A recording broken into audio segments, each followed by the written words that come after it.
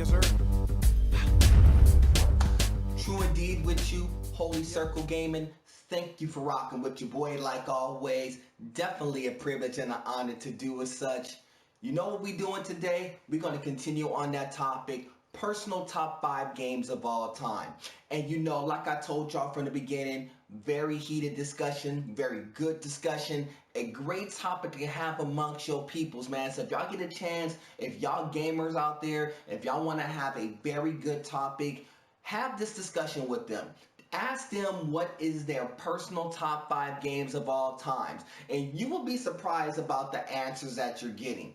And I've been well surprised with the answers I've received so far because I asked a wide variety of people, got a lot of knowledge, a lot of info, and more importantly, got a lot of insight about them, especially in the way that they go about their gaming. So it's very interesting to hear people's logic and people's reasonings behind why they picked their particular top 5. And it was a good concept, and I'm gonna roll with it. And what I'm going to do, I'm actually going to take a lot of the submissions that I have and break down people's top 5. And so that's what we're going to get into today.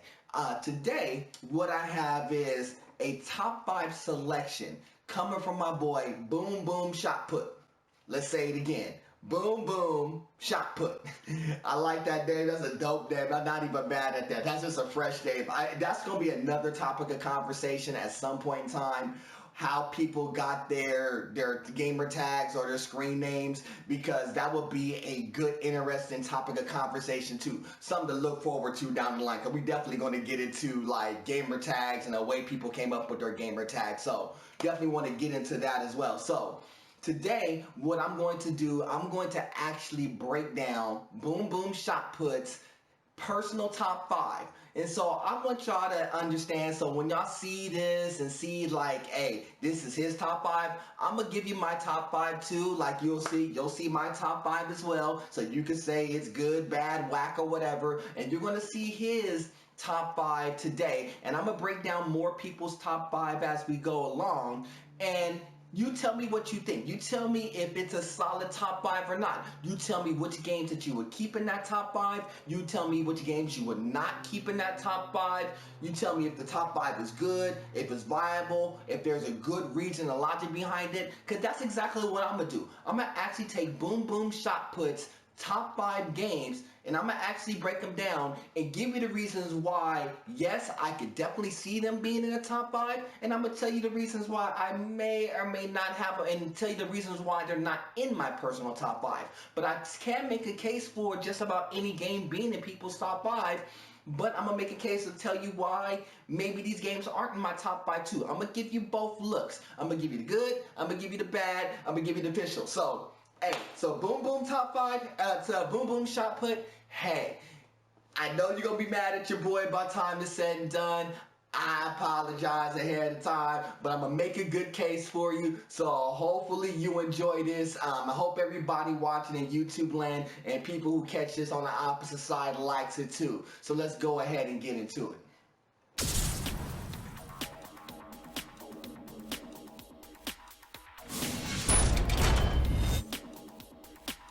First game on that list, Super Smash Brothers. Wow, I'm gonna tell you what, Super Smash Brothers is on a few people's list. So you're gonna hear me talk about this game probably a little bit more often than not. Because it's funny because, you know, it's a Nintendo game. That's one, and out of the multitudes of Nintendo games you could have chose off top, Smash Brothers was the first game that came out of Boom Boom Shot Put's mouth. Not mad at him. Very interesting choice. Let me go ahead and pull this up for you real fast if y'all don't mind. Check this out. Super Smash Brothers. The one thing I could tell you about Super Smash Brothers is this. The character layout from Donkey Kong, Mario, and even in the newer version that includes Cloud from the Square series, Final Fantasy VII, you know, very interesting choice of game. You know, it was the one thing to kind of bridge the gap to give you know, the Nintendo fans kind of like their kids version of a fighting game to kind of counteract your Street Fighters and your Mortal Kombats and your Dead or Alives amongst others, and it kind of found its niche into the fight game arena, which is very good because I really, you know, when playing this game, I really like this game a lot for a lot of different premises. One is because it's a game that is very, on the surface, simple to learn. You know, most people could sit there, get a controller in their hand, and actually play the game and play it well. Here's the second part of the game. You know, whether you love the game or hate the game, it's actually just a good old-fashioned fun game. It's one of those games that you don't necessarily have to invest a lot of hours into, but to get good at it, you're definitely going to invest some hours into. And that goes into my third point. The third point of it is, it's probably one of those games that is deceptively competitive. A lot of people swear they could play some Super Smash Brothers. They get the stick in their hand, get the molly wop on them, and it's a wrap. And I know that my boy boomboomshotputt was saying the same thing, because when he was breaking down his story about why he would pick Super Smash Brothers, and he was telling me, hey, look, this was the game that me and my brother sat there and played. His girl plays along with him as well. And when people come over, you know, that's going to be the game of choice. That's the game where they all could just jump in there and just play. And the beauty of like Super Smash Brothers is you can play up to 8 players at one time, which is definitely a beautiful thing, believe it or not. 8 people playing the game at one time, all the chaos and the craziness that's coming along with that game, yeah, that's very official. So I'm not even mad at him putting Super Smash Brothers on that list, because he's not the only one who put Super Smash Brothers on the list. It's just a very good, fun title to put on there. Fast-paced. I think the only thing I have a gripe about that game would be simply this. You could still kind of win this game. Certain people could play this game, be a straight up button masher, and mop some people who are very good. I've seen that happen. I've seen some kids get the sticks and they just be button pushing, and they'll mess around and win a game. That's the way that this game has portrayed itself. Outside of that and the competition aspect of it, you know, I definitely like the competition aspect of Super Smash Brothers as well.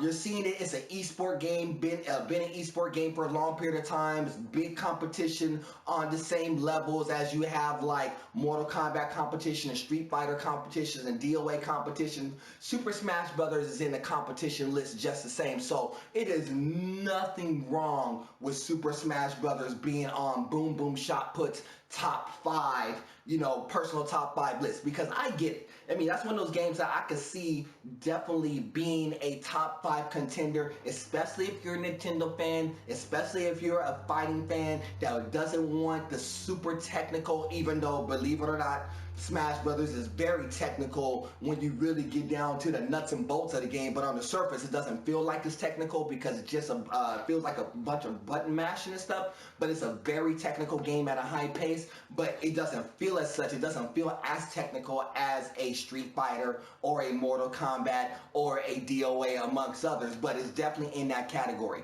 Great competition game, very technical, very fun. A lot of people can engage to it.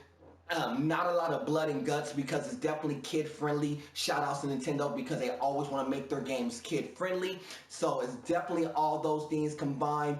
Definitely a good choice to have in a personal top 5. Y'all tell me what y'all think, but I think it was actually a very good choice. Not too many bad things I could say about Super Smash Brothers as a franchise. Definitely no question at all. I know most people will probably pick Brawl out of that mix, but the franchise in general, definitely a great franchise. Y'all see me kind of bouncing around with the sign. Y'all see the sign action right there. I see that. But definitely, Super Smash Brothers Brawl, definitely. If you haven't had a chance to play it, definitely do. boomboomshotputt, your first choice, definitely on point. Let's keep it moving. Number 2. Call out through the ages, they'll fly to you, even though I can see, I know the reach. Next up on that list, what's that over there? Final Fantasy as a franchise, wow, Boom Boom Shot Put picked a very good second choice when it comes to personal top 5 games of all time. The second one he picked, he didn't pick just one Final Fantasy. He did kind of pick it as a franchise. And I told him there's no limitation. You could pick a franchise if you want to kind of, broaden it up just slightly. He picked Final Fantasy. Now, the one thing about Final Fantasy that I would tell you is this. One, pick which Final Fantasy that you want to. I don't care if it's Tactics, I don't care if it's the original Final Fantasy, all the way up to the one that is upcoming. There is not what you would deem a bad Final Fantasy that was made. There's ones that you're going to like more so than others, but I'm going to tell you, if you're an RPG fan, like a traditional RPG fan, mainly turn-based for the most part, except for the newer one that's upcoming, this is the blueprint of how they've made a lot of RPGs, believe it or not. So him picking Final Fantasy, it is not a bad choice. It was one of those ones that got a lot of consideration in my personal top 5 too, because I invested a lot into Final Fantasy as well. Now, you can make your choice and make a case for an individual Final Fantasy.